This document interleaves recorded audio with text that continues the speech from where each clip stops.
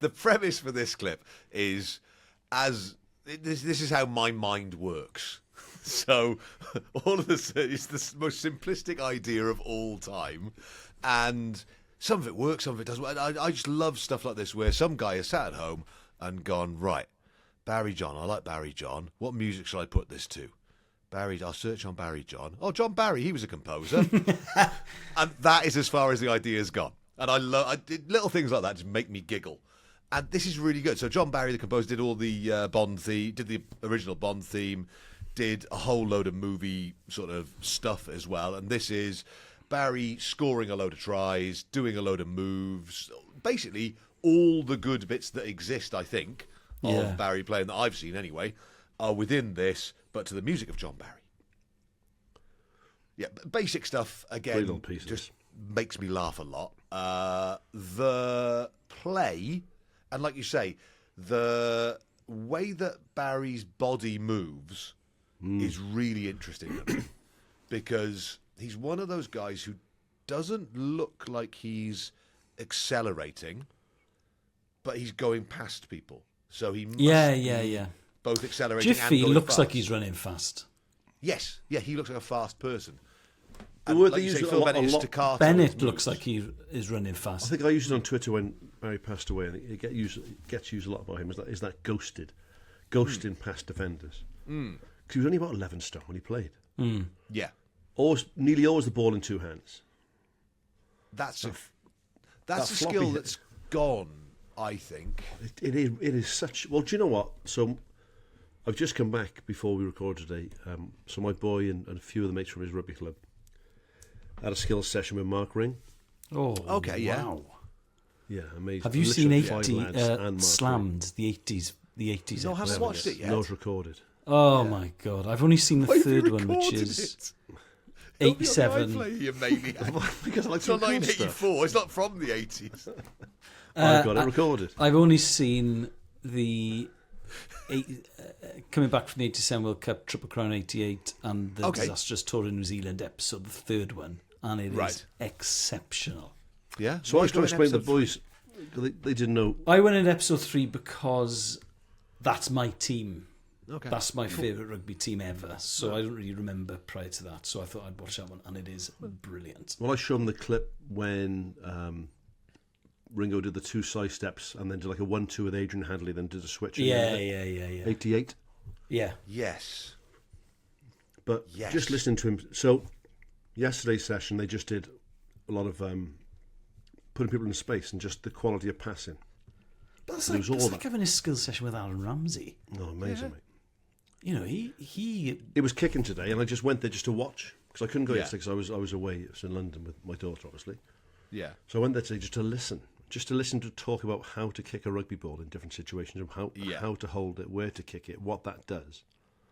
And me and one of the dads there, Dylan, and Dylan played in the backs all his life. I was a forward. I didn't do a lot of kicking. Yeah. He looked at me and went, "I never thought of that." Yeah. I thought, "No, nor did I." Yeah. And then 2 minutes later, he's like, "I never thought of that." It's brilliant to break it down. But the simplicity of a lot of it is wonderful to watch as well. Yeah, so Barry's the same sort of. Ringo was obviously a stockier player, and he had a good step on him. But when he talks about that 2 hands on a ball and giving yourself those options, and he's a big believer. They did a drill yesterday apparently where they go back on a ball that's been kicked over their head. Do you kill it on the floor? Or do you try and pick it up? And what he's looking for is people to look over their shoulder and see how close the people tracking back are. Right. Good. So you always play what is in front of you. You don't do a thing in a part of the pitch Yes. because that might not be on. This might be the best time to attack, right? Yeah. So once you've got 2 hands on the ball as a runner, you're a triple threat. Then you can kick it, you can pass it, you can sell a dummy, you can go through the gap. This is a real skill. And I think Barry always played what was in front of him. Same sort of thing. Very, very near the gain line. You're watching the number of times he takes the ball and he got the defender right in his face. But that's where you're going to find the space. If you can take it that close to contact and then let it go. The curious thing with Barry as well, and I've watched all the clips and I've read a lot of obits this morning, and I've thought a lot about him as a personality, because you can't really separate the personality from the player, I think, especially with him. because, like the Desert Island Discs that we're going to do as the documentary points out, that he did feel completely cool and laid back and calm on the pitch. And the problem was, when he retired, nothing really replaced the joy and the freedom and the release of playing. Yeah. So playing meant that he was effectively in a sort of a prison of celebrity, which he hated, because off the pitch he was a very, very humble, shy, bashful bloke. He'd had like a typical sort of West Walian, Welsh-speaking chapel upbringing, and he didn't like the circus that surrounded him, because he was rugby's first pop star. Like the whole George Best comparison, that's completely genuine and deserved. People aren't speaking lightly when they say he was the George Best of rugby. He was the George Best of rugby. Yeah. George Best was the Barry John of football. But that didn't suit him the same way it didn't suit Best. But then you watch him play, and because he had such immense confidence in his own abilities, it's almost difficult to imagine him being humble and shy off the pitch. But obviously it's like when you see Wayne Rooney being interviewed as a 16-year-old boy, and he's just scored that wonder goal against Arsenal, and then he goes on and is amazing at Euro 2004 for England. And then when he's interviewed by Gary Newborn on the side of the pitch, he's like the shy boy at school. Yeah. Well, then, but something changes when in he that crosses the Maradona white line. doc, when the fella says, I couldn't stand Maradona, but I would do anything for Diego. Yeah. They were different people, right? Yeah. So yeah, Barry on the field, flipping heck. But Gareth says about it on the clip we'll get to in a second. It wasn't cockiness. He just found it really easy. And I think it was good leadership, telling all the players alongside him, we're going to be fine. Actually, like if I'm in the warm up, not really bothering, doing a couple of place kicks and then getting bored and then kicking the back heel in the ball over the posts. I think it was his way of telling his communicating to his players, it's going to be fine. We're going to beat Ireland at Lansdowne Road or Scotland at Murrayfield or whatever. It's actually going to be fine. And that's a very shrewd way of expressing leadership, I think. I think we can just keep running with these. We can put the clips in. Yes, go on then. So this one is about the both Carnathan boys, yeah? Oh, That's what I was going to say, to go to this next, because you can play that way if you've got a coach who allows you to play that way. Okay. Yeah. And you're on the same page. And I think Barry and Carwyn were an absolute match made in heaven. Yes. Quite similar personality types, quite ethereal, quite sort of fragile off the field, but both innovators, both loved the game. Both, Ella always says about it's a thinking game, But that was Barry John's thing. It was just, the way he played the game was he enjoyed it, he loved it. But it wasn't about brute force, it was about... Yeah. They also saw it as entertainment, crucially. Like, Elis James wanted to entertain the people who were turning up at Stradey Park. And you can entertain by winning, by playing, 10-man rugby, or you can play expansive, free-flowing rugby and bring the best out of people like Barry John. And then people will leave having had, occasionally, life-changing experiences. Because if you're playing expansive, attractive rugby, in the same way that with football as well, you're giving people memories for life, and I think that was central to Elis James's philosophy. I think he wanted to play. It was a thinking game, but he wanted to play a beautiful brand of rugby, which didn't always exist. Like when I grew up playing, very few times. This is going to be sort of a daft link now, but. So Mr. Hodge there at Barry Boys, he sort of got me as a player, understood what made me tick. Okay, quite a big ego, but quite thin-skinned and quite with a bit of a. It's all right, we know. It's fine. Short fuse. Yeah, but met you, Mike. It's 200 episodes in, mate. Well, that's what I needed. I needed a coach like that. You know, and they were few and far between. And I'm not blaming coaches for my rugby. I blame myself for not doing the things that I maybe could have done. But when you get a coach that gets you, so if you're Barry John and you don't really believe in slogging your bollocks off in training, and you don't really believe in playing a nutritional game of rugby, and you don't really believe that it's all about a forward battle and people have got their roles to play. You know, and then Karen James is on the scene. Yeah. You must think, yes. And it wasn't just they had the same philosophy, they're from the same village. And when I say a village, I mean like 500 people village. Yes, yeah. Not a big place. Yeah. So he completely got it. And he completely got Carwyn. And that must have been something else. I mean, it must have been when God, those two must have had like a bloody telepathic understanding on the field. Yeah, what a bond as well. Unbelievable. You know, and yeah, that was a real special time there. Like, it must have been heartbreaking. You imagine now, like, I've said before, I'm not a huge Liverpool fan, but that's my team, right? When Klopp announced mid-season that was his last season, I thought, oh, God, not Jurgen Klopp. I really like him. Right. Like, Yeah, it's a 50-year-old bloke of a team that I quite like, but can take or leave, right? Yeah. You imagine being a dyed-in-the-wool Welsh rugby fan, and you've got a talent like Barry John, who is absolutely sublime, and he comes back from a Lions tour, and he's arguably the best player in the world, and then just says, I'm off now. Yeah. It must have been heartbreaking for a Welsh fan, and a Fletchley fan, Cardiff. And then Carwyn died. Yeah. I think the thing that sweetened the pill a little bit with Barry is that they had a ready-made replacement in Phil Bennett.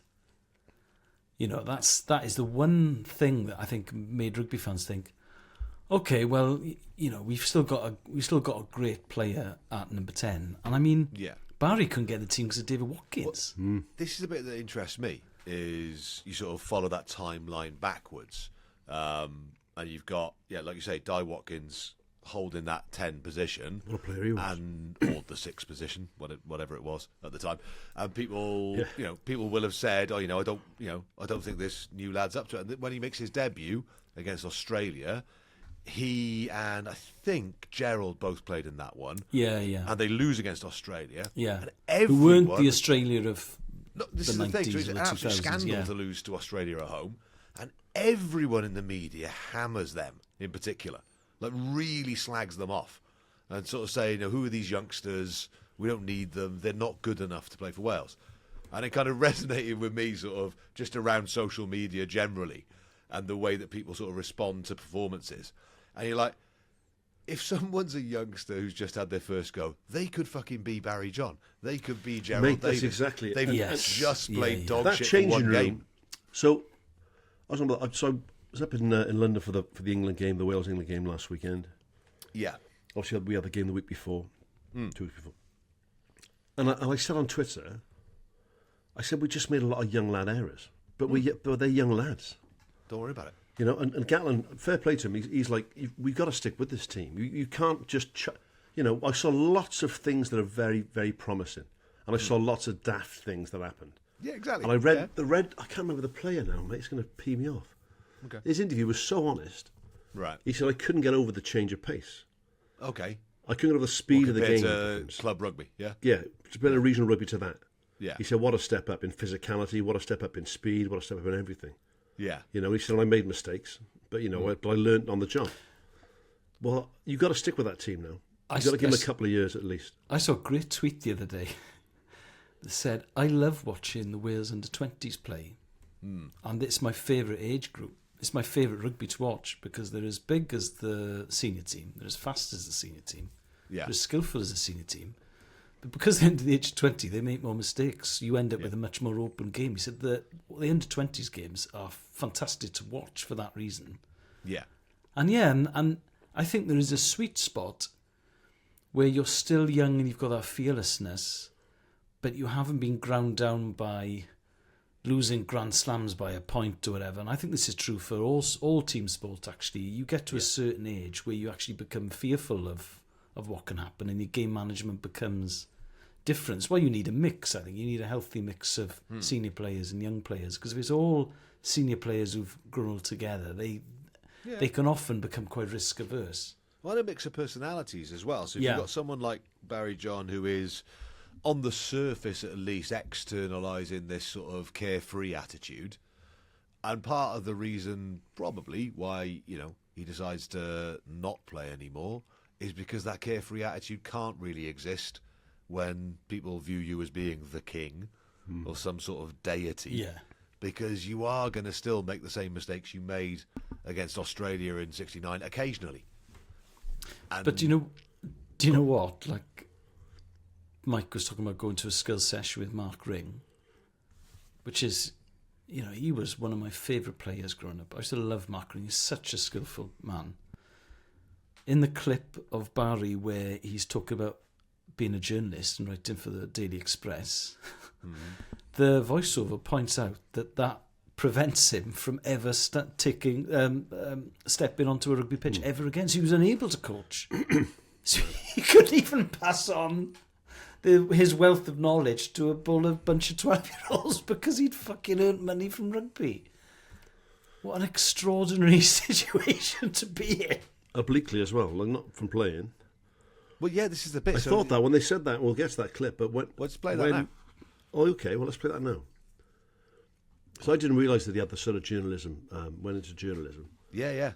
Listen to why it happened, which you mentioned a bit more on the Desert Island Discs we'll do later, right? Is he was basically out of work for 6 months. Yeah. Couldn't keep his teaching job because he was going on tour, and those tours were so long. So he ends up sort of by hook or by default becoming a rugby journalist. Yeah. Even if at that point, and he still would have been in his 20s, right? And you felt the desire to get back into the game, thinking, "Oh, I made a mistake here. Let's give it another couple of years. Come on, I'm in my 20s now." Yeah. You can't do that because you've been paid to write about rugby. It doesn't. So it's mad. mind blowing, isn't it? I Well, thought I misheard that. Having watched the really genuinely brilliant 80s final episode of Slammed. So Wales come third in the 87 World Cup. Obviously get hammered in the semi by New Zealand. Win the Triple Crown in 88. Lose 10-9 in the final game against France. So within 2 points of winning a Grand Slam. So they are, effectively Europe's best team and a young team as well. Yeah. And then they go on that disastrous tour to New Zealand in 88, where they're losing to regional teams and losing to club teams. They're getting absolutely hammered in every game. Yeah. Losing, getting stuffed by Waikato, not just the tests, but by everyone. And it became apparent to Robert Jones and Jonathan Davis and Yayan and all the players on the pitch that the New Zealanders were effectively professional. They were fitter than them, they were faster than them, and they were doing moves and drills and patterns of play that were clearly being practiced a lot on the training ground, which the Welsh boys weren't able to do because they all had jobs.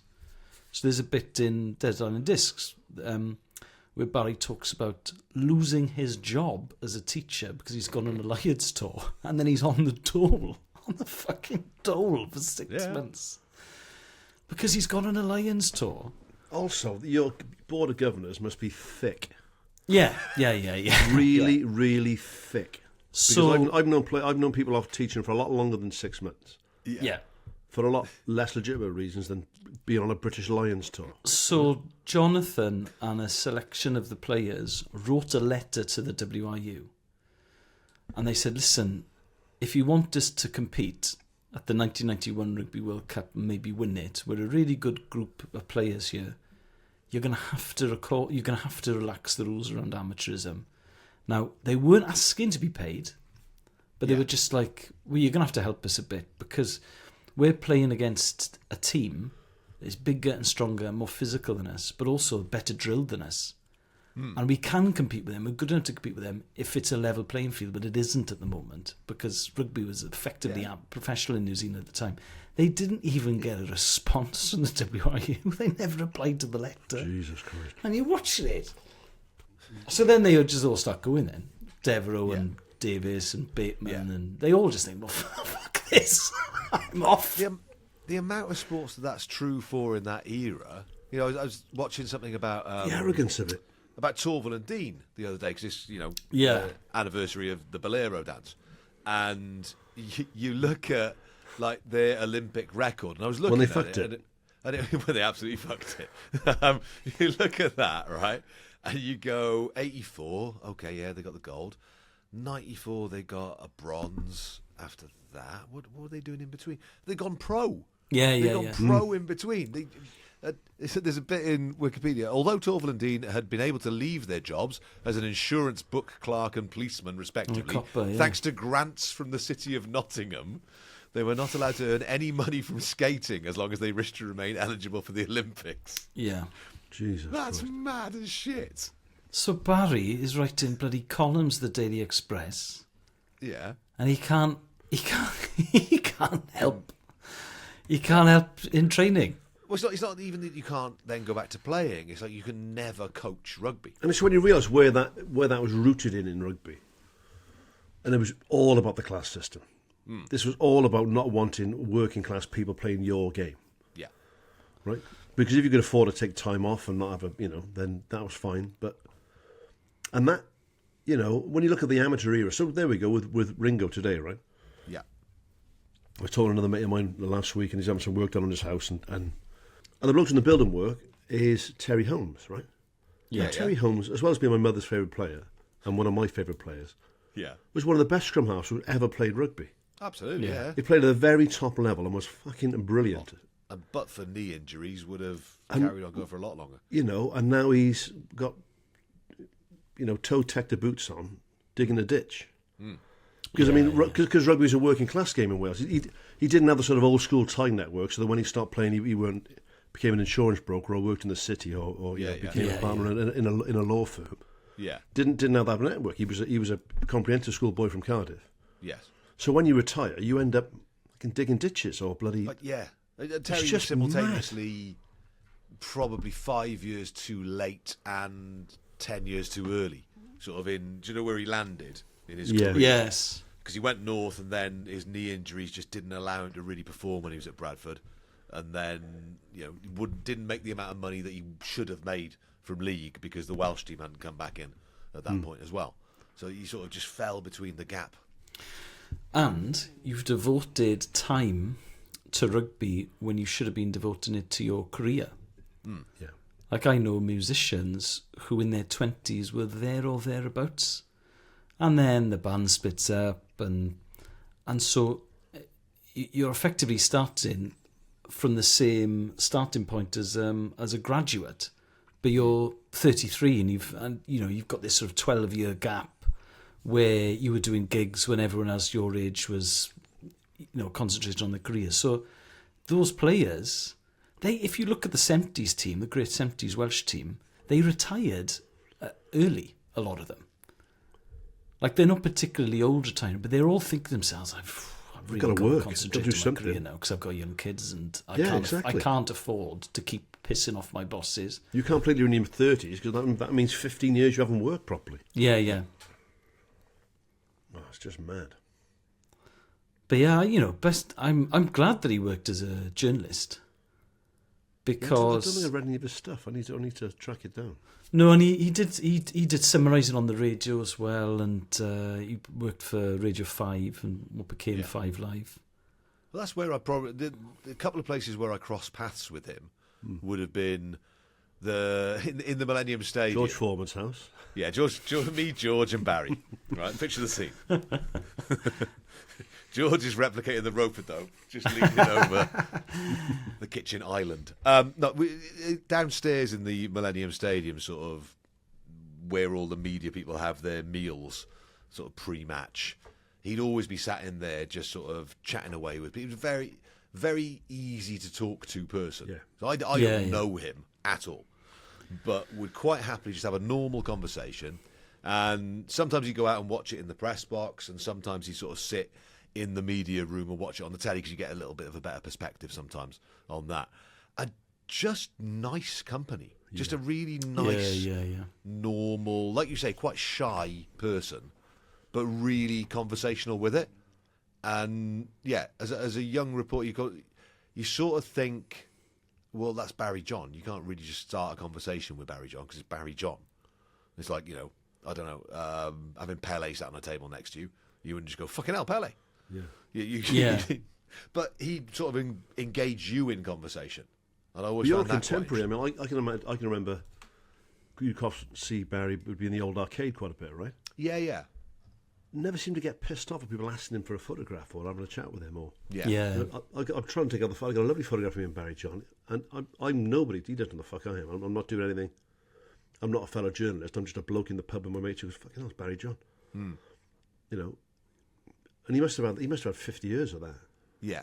Yeah, I read all the obits, and the one that said, I can't remember which paper it was in, that said nothing really matched the release of Playing for Him. Made me really sad because he couldn't handle the extreme adulation. Like the famous story of the woman curtsying to him outside Midland Bank. And I'm thinking, he writes about it in his autobiography. It's like, I just thought at that point, this is lunacy. I can't. This deification is just not right, and it's doing my mental health damage. Being curtsy to, I can't go on like this. It's not for everyone. But the problem is, quitting didn't stop that.